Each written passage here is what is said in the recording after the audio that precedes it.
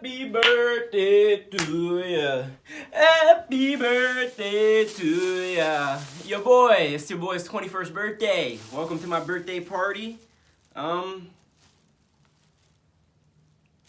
Just you and me, I guess. Anyways, let's have a party. Yo, what's up YouTube? I am James Icy, and welcome to my 21st birthday party. Guys, guess what? I have props. I have birthday props. We'll get to some of these in a little bit, but I can't be the birthday boy if I don't have a birthday boy badge to represent. Let's make this official. Birthday boy right there, okay. And of course, your boy has to have a party hat. It wouldn't be a party without a party hat. This is where a king gets crowned right here. I got a lot of hair though, so hopefully this string doesn't break, and hopefully I don't look as dumb as I feel. Okay, we're gonna go with that. Hopefully that looks okay. All right, and to kick off the party, you gotta have an official celebration, so here we go. I've never tried these before, so hopefully it works out first time. Okay. 3, 2, 1. I've always seen these in the movies and on like videos and stuff, but I've never done one. Hold on. All right, maybe I'm just doing them wrong because both of these just failed. Yeah. Anyways, moving on. I guess where I want this 21st birthday to begin is, I mentioned in my past video, I'm kind of a perfectionist. I strive to be the best, I strive to be the greatest, I strive to do everything to the most capable and maximum best of my ability. So YouTube is no different, you know, I only try to put out videos that are gonna matter, but a lot of my problem with that is I'm really nervous when it comes to recording. And maybe to you it might not look like it, but to me, before I press record, I'm really nervous. And it's so weird and it's so hard to explain because I feel like my problem isn't the video process. It's literally just starting. Starting has been my problem. Once I start, I can go. I can take off. I can go wherever my mind sets me to. But it's like, how do I turn that light on? These YouTube videos, they do bring me a lot of joy. And it's very fun to create them. But just the thought of me broadcasting my ideas and my beliefs and my words to you guys. Yeah, you guys have been very generous. And I thank all of you for watching. Anybody who's ever left a like, comment, or even subscribe, you guys all have a special place in my heart. And that means so much to me. And keep going. Let's build something great here. But all of you guys have shown that you guys really support me and you trust me. And that's kind of really a motivation to keep coming back. Anybody who does YouTube, makes videos, or does any type of content creation, they'll tell you that it's not easy. And it's definitely harder than it looks. When it comes to just the presentation of myself and how I'm gonna be entertaining on camera, like I'm not gonna come on camera and talk like, hey guys, this is my 21st birthday, you know, I got this hat on my head, I got this badge on my shirt. Like I'm not gonna do that. Like I wanna talk with excitement, I want to talk with enthusiasm, I want to talk with positive and good energy that you guys can, you know, hopefully receive well. Ultimately, the struggle is like, it's really just like an internal battle with myself. It's like, is what I'm doing right now really worth it? Does it matter to the people who are watching? Is there really an audience for what I want to do? I really do believe that I could be a person where hopefully I build myself up to where you guys trust me, and I know you guys do, and I hope that still continues, but I can build myself up to be someone who, whether I'm eating, I don't know, giraffes, Laffy Taffy, or whether I'm in a desert safari somewhere, I don't know. I feel like no matter what I'm doing, I can present that to you guys on YouTube and you guys will, you know, find some type of value out of it, whether it be in entertainment, enjoyment, informational, I don't know. On YouTube, they tell you to pick a niche and do something. I guess you could say my niche is food, that's what I like doing, but this is the first video with no food, so we're breaking barriers there. But they tell you to pick a niche on YouTube and to stick with it. But I don't believe in that philosophy anymore. I believe that you can be the niche. You don't have to put yourself in the box. You can be the box. You can do whatever you want to do as long as you put your mind to it and and then put your hard work and dedication, you know, forward to make that happen. And that's really all I'm trying to do on YouTube. That's just, you know, tell my story. That's all I want to do is tell my story. And I hope you guys can respect it and enjoy it. So to transition from me being a very anxious and nervous person when it comes time to record, I think I have a solution for that. And I present to you, potentially, a new series on the channel called Icebreaker Questions. So what I have here, I have 27 questions as of right now. More will be added to the pot as we take. But I have 27 questions. I'm just gonna put them in this bag for now. You know, we'll maybe give it a light mini shake up. Not expecting much change here, but it's really as simple as I'm just gonna pick a question out, read it, and answer it. All right, let me look away and grab a question. First question right here. Your biggest fear. Oh man, okay.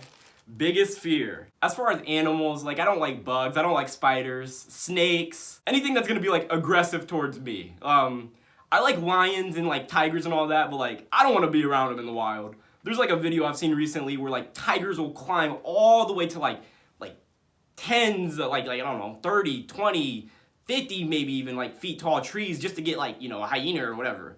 I don't want to be in that position. That's not my ideal position. As far as like a life fear, I just fear like the fear of the unknown. And that's not really how I really want to live my life, but that's kind of how I've been living my life. I've been scared of the unknown. I've been scared of the uncertain, but you know, I just want to attack those barriers. I just want to knock them down myself and overcome those fears of the unknown. I guess to throw one more out there, I'm scared of like freak accidents. Specifically, if you guys know basketball, Paul George, his leg injury. I think Gordon Hayward even had one around like the 2016, 2017 time. Basically, they just landed in like from their knee to their ankle, like the middle of it just like snapped, and I'm just always like paranoid whether I'm doing something physical that like at any moment that's gonna happen. So I'd say those are my biggest fears. All right, icebreaker questions, round 2. Are you a morning or night person? Okay, this is pretty simple. I'm more of a night person. I feel like I'm the morning, I like to sleep in. I can't really answer to an alarm clock. Going to school, answering to that,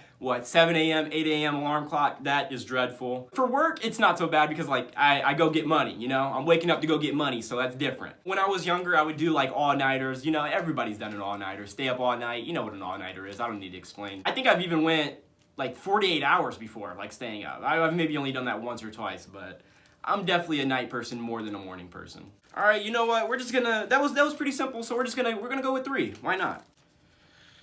Do you have a tattoo? No. Okay, straight up no. I don't have any tattoos. I'm not personally a fan of tattoos. I don't plan on getting any tattoos. Okay, let's be personal. Let's open up for a little bit. I think where my maybe dislike for tattoos, and again, if you have tattoos, nothing against them. As long as you don't have anything dumb, like if you have like, you know, glasses tattooed under your glasses, then like what are you doing? Like what, you know, what are you doing? What's the point? I'm not a fan of dumb tattoos. Dumb tattoos are, you know what a dumb tattoo is when you see one, but you know, the sleeves people have, you know, single objects here and there.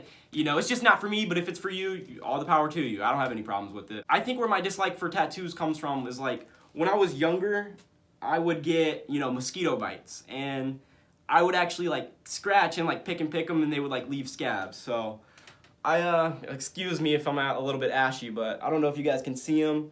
I have like a couple spots right here. I've always had spots on my arms, and that's just from when I was younger. I would scratch and pick them. As I grew older, I've learned that was not the ideal way of going across your skin, scratching, trying to satisfy that itch. It only makes it worse. If there's any kids out there, learn from my mistakes. Don't scratch and pick your scabs. But I just think that like, from my scabs that I've left as a kid, I don't want anything else on my skin. I don't want any ink. I don't want anything tattooed or permanently left on my skin. I already have my spots to look at, to reminisce at. So I don't have any tattoos, and I probably won't get any, but who knows? All right, something I do want to talk about is a pretty big headline. LeBron got ejected at my first NBA game. Yes, I went to the Detroit Pistons versus Los Angeles Lakers game in Detroit. I was showing up expecting LeBron to play, maybe hoping he would drop, you know, a nice little 30 ball against, you know, a not so good Detroit team, but LeBron ended up getting ejected. Now, if you don't know what happened, just look up the video. It's way better than really what I could really explain. And I say better, it's kind of unfortunate, but it was an event to say the least. But if you don't know what happened, LeBron James and Isaiah Stewart, who is the center for the Detroit Pistons, they were at the free throw line and they were gonna box out. LeBron, he's like this, he's doing this motion, and Isaiah Stewart, he's like trying to go for like the rebound or whatever. LeBron's like boxing him out. Somehow LeBron, he elbows, and I think he even like makes connect with like his fist to like his face. His eye specifically. So basically, LeBron makes contact with Isaiah Stewart. Isaiah Stewart gets up. He goes ballistic. At this point, it's mobs of people on the court trying to hold Isaiah Stewart back. He's trying to get to LeBron. He's knocking down coaches. He's, you know, trying to bulldoze through security and his other teammates. LeBron, he's standing back. He's in the pocket sitting like, true. He know what he did, you know. LeBron's LeBron. He's been in this game for long enough. He knows what's up. So Isaiah Stewart, he's tackling, you know, coaches, security. He doesn't eventually get to LeBron, but it takes a lot to restrain this boy. And eventually Isaiah Stewart's shuffled into the back locker room. LeBron, he's off to the Lakers bench. LeBron actually ends up getting ejected for the second time in his career.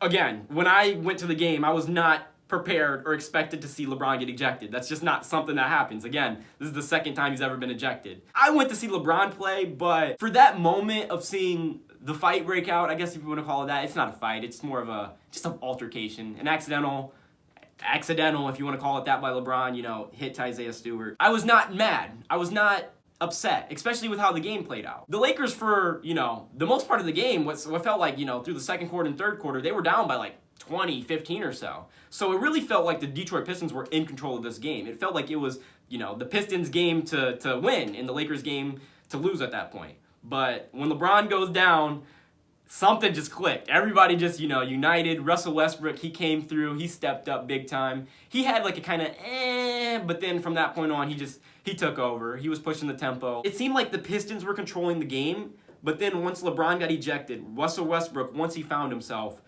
the show just revolved around him. And when Russell Westbrook is putting on a show, there's no better show like him. He's just a freak athlete, and it's amazing to see him play.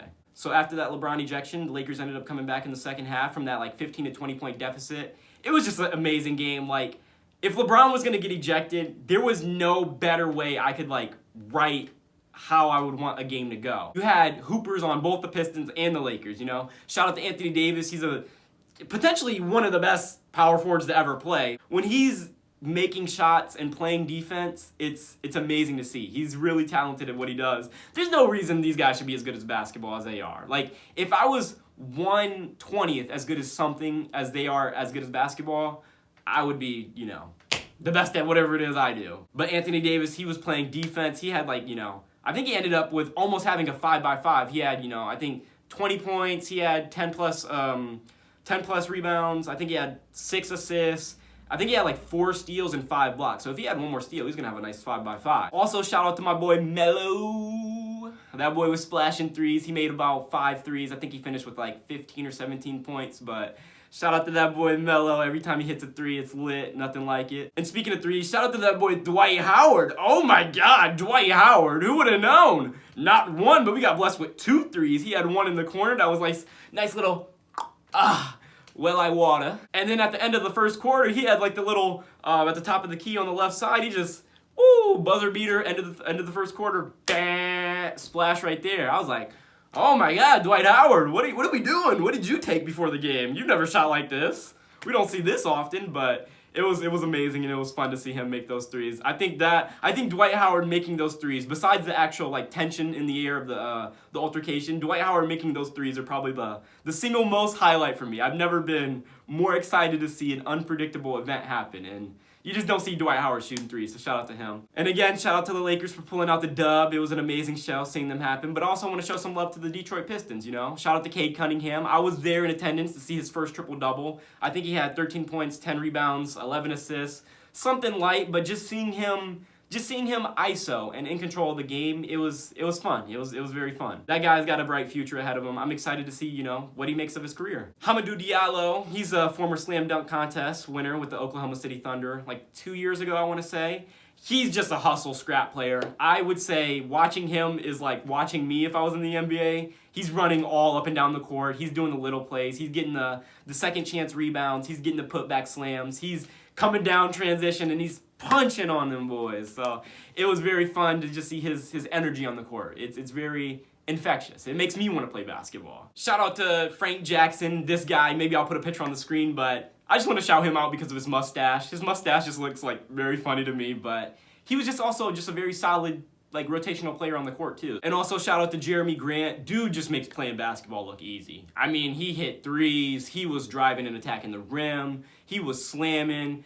He literally looked like with LeBron James on the court at first, and Anthony Davis and Russell Westbrook, you got former MVPs and MVP runner-ups like Carmelo and Dwight Howard. Jeremy Grant looked like the most comfortable player on that basketball court. The game was literally revolving around him when the Pistons were ahead. He really was just having his way with the Lakers, and really nobody could stop him. And also one last shout out to Isaiah Stewart. Even though LeBron James left him leaking with blood, Isaiah Stewart, he held his own against LeBron. He stood up for himself. Although he did get ejected from the game, I bet nobody else is gonna try to punch him. Even though I would say it was an accident by LeBron, but Even though Isaiah Stewart had the reaction he had, I don't think anybody else is going to try Isaiah Stewart anytime soon. So shout out to him for holding his own against LeBron. But for my first NBA game, it was a 10 out of 10 experience. I had so much fun. It was a great time and a great overall basketball atmosphere in the city of Detroit. But that's all I got for you guys. So if you enjoyed this video, then please hit that like and subscribe button down below. Also comment any of your responses to the icebreaker questions. I see, read, and respond to everything, so I'll be happy to see what you guys have to say about that. But anyways, I've been James Icy, and I'll see you next time. Peace.